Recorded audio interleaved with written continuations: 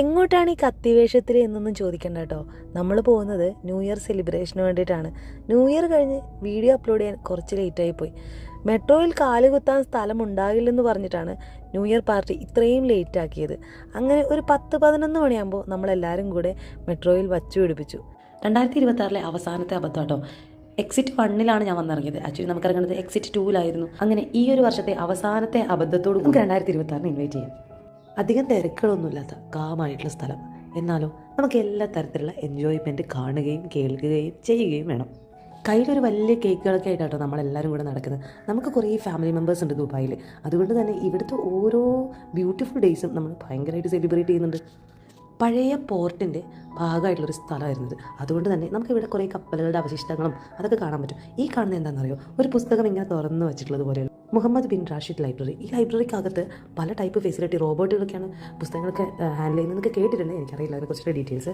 ഏകദേശം 11:50 ആകുമ്പോൾ തന്നെ നമ്മൾ കേക്ക് കട്ടിങ്ങിൻ്റെ പരിപാടിയിലേക്ക് കടന്നു. കാരണം എല്ലാവരും പടക്കം പൊട്ടിക്കാൻ തുടങ്ങുമ്പോൾ നമുക്കതൊക്കെ കാണണമെങ്കിൽ കേക്ക് പരിപാടി ഒരു 11:55 തീർക്കണം. അങ്ങനെ കേക്ക് പരിപാടിയൊക്കെ ആഘോഷപരമായി നമ്മൾ സ്റ്റാർട്ട് ചെയ്തു. എല്ലാവർക്കും കേക്ക് സപ്ലൈ ചെയ്യുന്നതും കേക്ക് കട്ട് ചെയ്യുന്നതും നമ്മളുടെ ഏറ്റവും മെച്യൂരിറ്റിയുള്ള ഹരിയേട്ടൻ കേട്ടോ.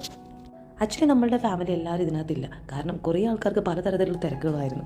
എന്നിരുന്നാലും ഉള്ളത് കൊണ്ട് നമ്മൾ ഓണം പോലെ എന്ന് പറയില്ലേ, അതുപോലെ ഞങ്ങൾ വെടിക്കെട്ടൊക്കെ വരുന്ന സമയത്ത് അർമാദിപ്പിൻ്റെ എക്സ്ട്രീം ലെവലായിരുന്നു. സെൽഫി എടുക്കുകയും അതുപോലെ ആർത്ത് വിളിക്കുകയും അങ്ങനെ നമ്മൾ വിചാരിച്ച പോലെ ഒരു അടിപൊളി ന്യൂ ഇയർ സെലിബ്രേഷൻ. അതിലെനിക്ക് ഏറ്റവും അതിശയം തോന്നിയിട്ടുള്ളൊരു സംഭവമാണ് ഈ കാണുന്നത്. ഡ്രോണുകൾ വെച്ചിട്ട് അടിപൊളി ഒരു മാജിക്ക് തന്നെയായിരുന്നു ഞാൻ കണ്ടത്. കാരണം പക്ഷികൾ പറക്കുകയും അതുപോലെ തന്നെ ബുർജ് ഖലീഫേൻ്റെ അടിപൊളി രൂപവും അങ്ങനെ ദുബായ് ഫ്രെയിം അങ്ങനെയൊക്കെ വരുന്ന രീതിയിൽ ദുബായിയുടെ പ്രൗഢി എടുത്ത് കാണിക്കുന്ന ഡ്രോണുകൾ വെച്ചിട്ടുള്ള പ്രകടനം.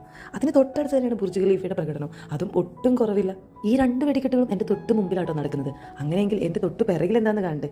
എൻ്റെ തൊട്ട് പിറകിൽ നടക്കുന്നത് അമേസിംഗ് ആയിട്ടുള്ള ഫെസ്റ്റിവൽ സിറ്റിയുടെ വെടിക്കെട്ടാണ്. ഫെസ്റ്റിവൽ സിറ്റീൻ്റെ വെടിക്കെട്ട് ഞങ്ങളുടെ തൊട്ടടുത്തെന്ന് പറഞ്ഞു കഴിഞ്ഞാൽ നിങ്ങൾക്കത് കാണാൻ പറ്റും. അത്രയ്ക്കും മനോഹരമായിരുന്നു. ഞാനും എൻ്റെ ഭർത്താവും എൻ്റെ കൊച്ചും സെപ്പറേറ്റ് നിന്നൊരു സെൽഫി എടുക്കണമെന്ന് ഭയങ്കര ആഗ്രഹത്തോടെ നിന്നതാണ്. പക്ഷേ ഇവർ രണ്ടുപേരും അവരുടേതായ ലോകത്തിൽ ഫുള്ളി എൻഗേജ്ഡാണ്. 2026 തുടക്കം അടിയാക്കാൻ നിൽക്കണ്ട എന്ന് വിചാരിച്ചുകൊണ്ട് ഞാൻ അവരെ ഡിസ്റ്റർബ് ചെയ്തില്ല. അത് കഴിഞ്ഞതിന് ശേഷം വെടിക്കെട്ടൊക്കെ കണ്ട് ഓടിയത് മെട്രോ സ്റ്റേഷനിലേക്കാണ്. എങ്ങാനും മെട്രോയിൽ തിരക്ക് കൂടുകയാണെങ്കിൽ കാല് കുത്താൻ സ്ഥലം ഉണ്ടാവില്ല എന്നൊക്കെ പറഞ്ഞിട്ട് ആ മെട്രോയിൽ ഒരു കുഞ്ഞിനെ പോലും ഞാൻ കണ്ടില്ല ഗൈസ്. മെട്രോയുടെ തിരക്ക് കാരണം നമുക്ക് ന്യൂ ഇയർ പാർട്ടി തന്നെ മാറ്റിവെക്കാമെന്ന് പറഞ്ഞ പല ടീമുകളും നമ്മളുടെ ഈ കൂട്ടത്തിലുണ്ട്. അവരെയൊക്കെ നോക്കി നമ്മളെല്ലാവരും മനസ്സറിഞ്ഞു എന്ന് ചിരിച്ചു. അങ്ങനെ 2026 വെൽക്കം ചെയ്തുകൊണ്ട് നമ്മൾ ഫസ്റ്റ് മെട്രോയിൽ കയറുകയാണ്. ഞാൻ ആദ്യമായിട്ട് കേട്ടോ ഇങ്ങനെ ഫ്രീ ആയിട്ടുള്ള മെട്രോയിൽ കയറുന്നത്. ഒരു കുഞ്ഞു പോലും ഇല്ലാത്ത മെട്രോ. നമുക്ക് എവിടെ വേണമെങ്കിലും ഇരിക്കാം. എന്തൊരു സുഖം. എല്ലാവർക്കും നല്ലൊരു പുതുവർഷം വീണ്ടും നേർന്നുകൊണ്ട് നമുക്ക് അടുത്ത വീഡിയോയിൽ കാണാം. Thanks for watching my video.